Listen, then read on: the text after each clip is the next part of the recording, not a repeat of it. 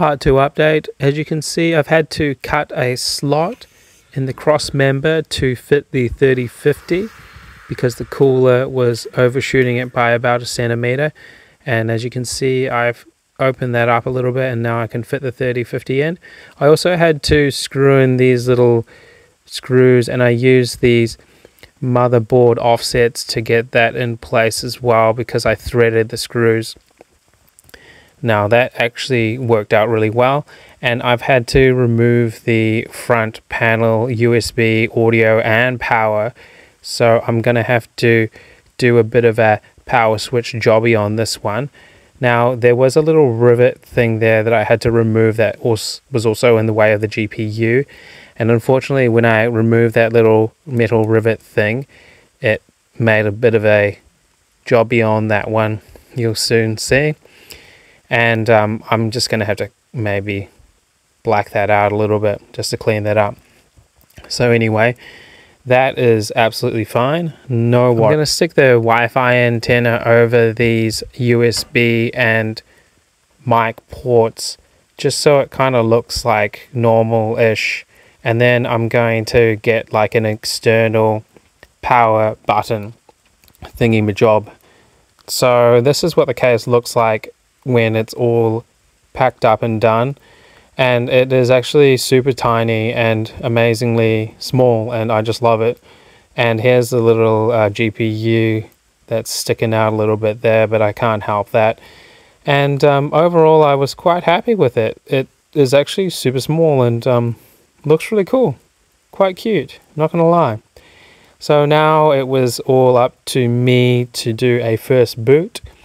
So nervously I got the little temporary power switch and I clicky-clickied, and there we go. Everything started spinning and I got a boot, which is fantastic news. It's one of those scenarios where you're sort of staring at those LEDs on the MOBA hoping that it all goes fine in green.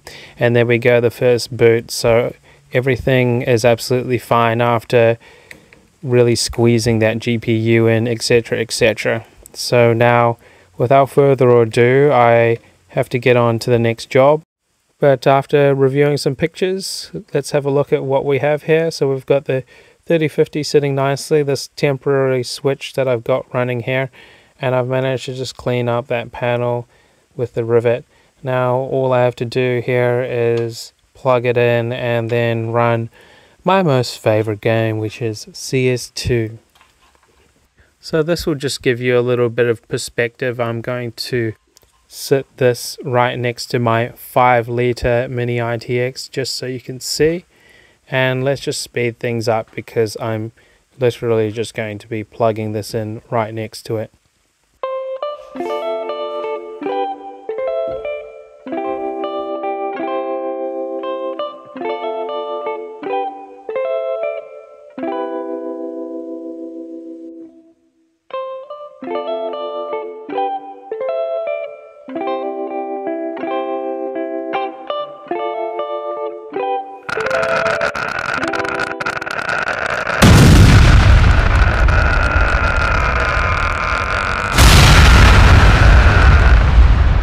The system hit over 100 degrees Celsius and shut down.